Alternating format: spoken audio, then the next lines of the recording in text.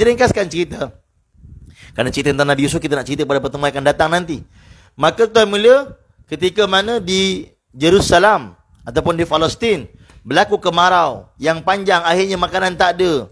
Yaqub alaihissalam yang buta ketika itu minta supaya anak-anak dia pergilah ke Mesir, di sana ada pemerintah yang baik. Masya-Allah, pemerintah yang baik yang akan bagi makan. Mereka pun pergi, diringkaskan cerita. Akhirnya tuan-tuan yang mulia, kita ringkaskan lagi cerita, dapatlah tahu bahawa pemerintah tu adalah Yusuf dan mereka semua pindah ke Mesir. Maka pemerintah Mesir telah bagi satu kawasan tempat Bani Israel tinggal. Bermula dari situlah mereka mula duduk menetap di bumi Mesir. Asalnya mereka di Palestin. Asalnya Bani Israel ini duduk di Jerusalem. Memang tu adalah bumi Anbiya.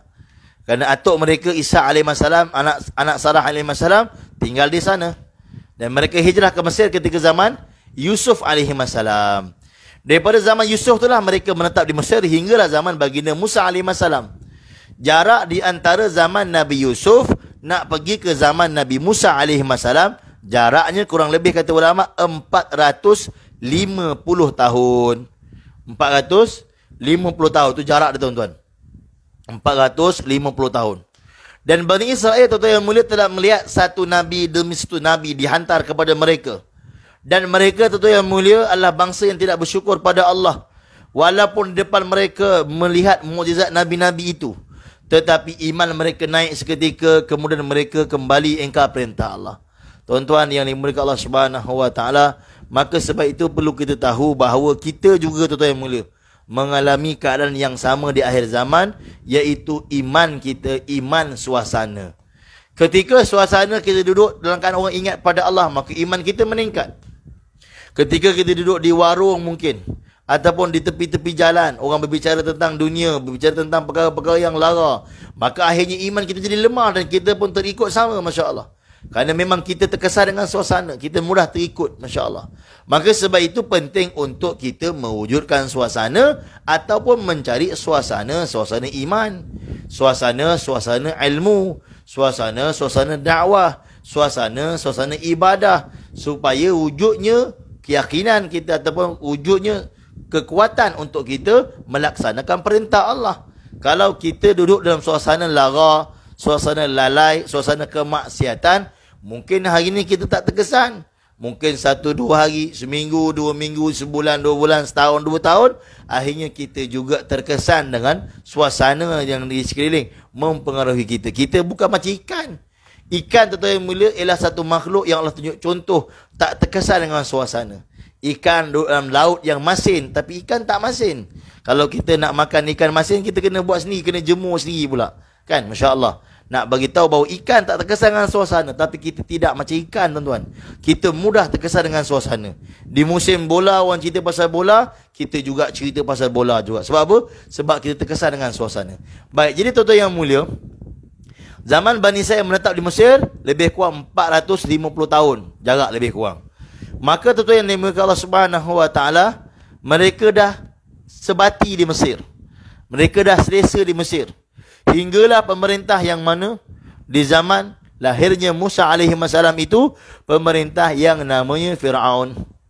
Fir'aun inilah nama gelaran bagi pemerintahan di Mesir. Sebab itu Fir'aun yang ada banyak. Fir'aun yang ada banyak. Fir'aun yang disebutkan tentang kisah Nabi Musa ini, kata ulama dipanggil Ramzis II. Fir'aun Ramzis II. Sebab itu dalam kisah kitab sirah juga cerita, waktu Nabi Ibrahim alaihissalam, Nabi Ibrahim ni pernah pergi Mesir. Bawa Siti Sarah yang akhirnya dapat hadiah Siti Hajar alaihissalam tu, ketika itu pemerintah tu namanya Fir'aun juga. Setengah kitab sirah tulis macam tu. Sebab Fir'aun nama gelaran bagi pemerintah Mesir. Macam di tempat kita panggil Sultan ataupun Raja. Di Habsyah dipanggil Najasyi, di Rom dulu dipanggil Kaisar, di Parsi dipanggil Kisra. Nama-nama Raja, Masya Allah.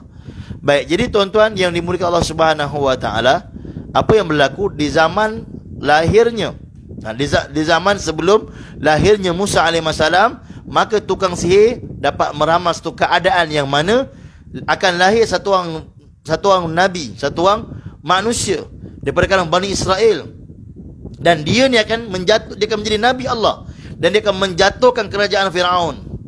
Firaun dengar tuan-tuan yang mulia, dia goyah. Tuan-tuan yang mulia, orang yang cinta kuasa, orang yang cinta pangkat, orang yang cinta kedudukan, perkara yang paling ditakutkan ialah kedudukan, pangkat, kuasanya hilang.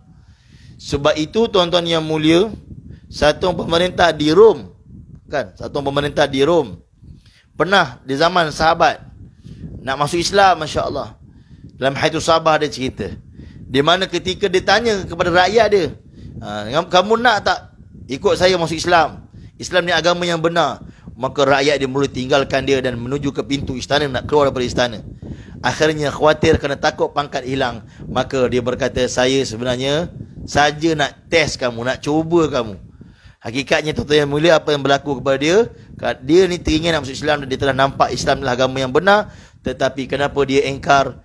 Kerana khawatir hilang kekuasaan. Begitu berlaku pada Abu Jahal. Tahu bahawa Islam ni agama yang benar, nampak kebenaran Islam daripada ayat Quran yang Nabi baca, tahu di kebenaran Islam, tetapi engkar kenapa? Takut hilang kekuasaan, hilang pangkat.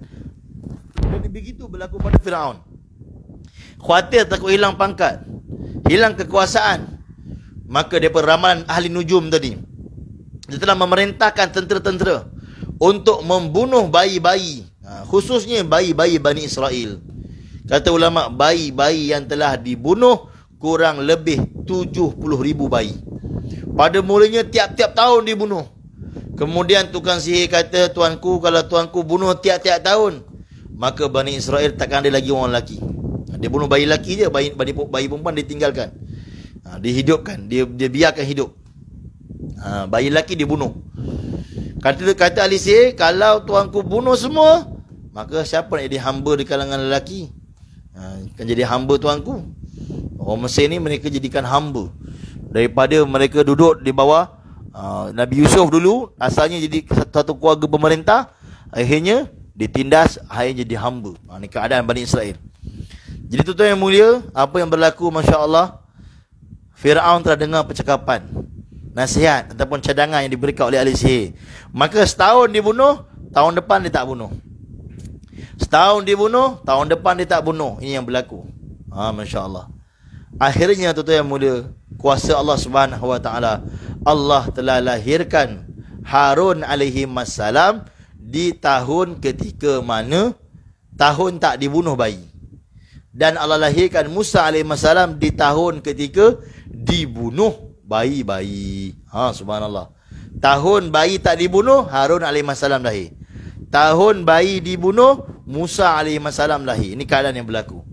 Tuan-tuan, ayah-ayah, ibu-ibu dirahmati lagi dikasihi Allah, bahkan Allah telah wahyukan ataupun telah ilhamkan kepada Ummi Musa. Kan? Nabi-nabi ni diutuskan di kalangan lelaki je tuan-tuan, tak ada nabi perempuan. Walaupun ada orang mengaku nabi. Ada orang perempuan mengaku nabi, ada kan di Indonesia, ada perempuan mengaku nabi.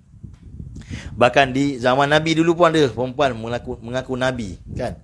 Baik, tuan-tuan yang dimuliakan Allah Subhanahu Wa Taala, nabi-nabi ni di kalangan lelaki saja, tak ada kalangan perempuan. Walaupun dalam Quran Allah Taala beritahu kan, kami telah wahyukan kepada Ummi Musa. Wahyu di situ bukan menunjukkan nabi, bukan menunjukkan ibu Musa tu nabi. Kan ibu Musa ni dipandang, banyak pandang ulama menyebutkan tentang nama dia, ada pandang kata namanya Lauha.